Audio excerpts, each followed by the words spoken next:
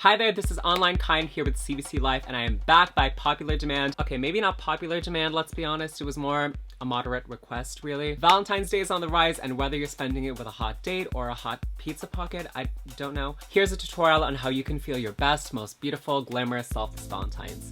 Let's get started. No, this isn't a gremlin. It's actually just me without makeup, don't be shocked. I started by just clipping my hair back and jumping straight into the face makeup, buffing some liquid foundation all over my face with a round top kabuki brush. This, I think, is my favorite way to apply foundation. If you like a more natural, sheer coverage, you can use a sponge. Personally, I like wearing way too much makeup than I need and overdressing everywhere I go, so I'm gonna go for a flawless finish today. And unless you want your skin color to wipe off on everyone you touch, you're gonna need to set that face. Since the product that we just used was a liquid, we need something to absorb the excess moisture so that it's dry.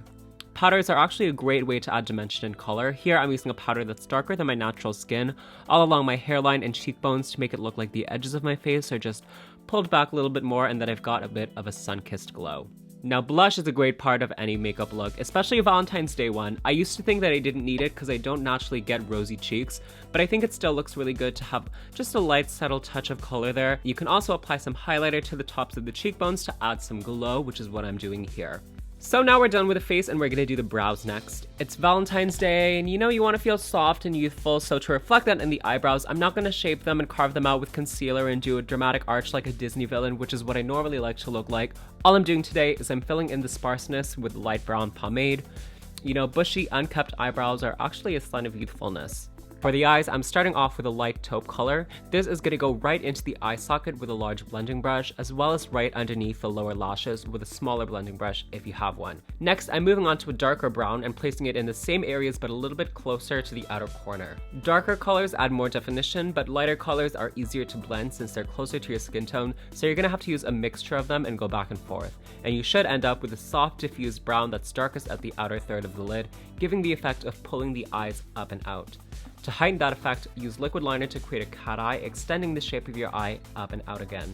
Next, I'm taking black eyeshadow, and this is what's gonna make the look really stand out. We're gonna use a very small, tiny precision brush, the smallest one you have, and then you're gonna smoke up that eyeliner. The idea is to use black and brown eyeshadow together to diffuse together the black liquid liner and the brown eyeshadow that's already in the outer corner, and the effect that you get is this soft, sultry, smoky liner.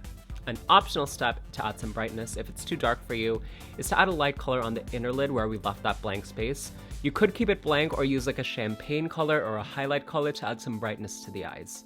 And then next, apply your mascara and false lashes if that's your thing, and as a finishing touch, I'm taking this nude eye pencil from NYX into the waterline. It's like the skin between the whites of the eyes and the lower lash line. The point is to make the eyes look bigger by almost extending the whites of the eyes. Usually I use white for this, but using a skin color is much more subtle and soft. And with that, the eyes are complete. Finally, I'm doing my lips. This is a nude lip pencil. It's the color Spice from MAC. And I'm filling in my entire lips with this and then going over it with a pink gloss from a company called Sigma. Here's the finished look, everyone. If you liked it, you can check out more of CBC Life on Facebook and YouTube and Instagram. I'm also on Facebook and YouTube and Instagram. But until next time, I hope you guys have a great Valentine's Day and that you look amazing. And I'll see you next time. Bye!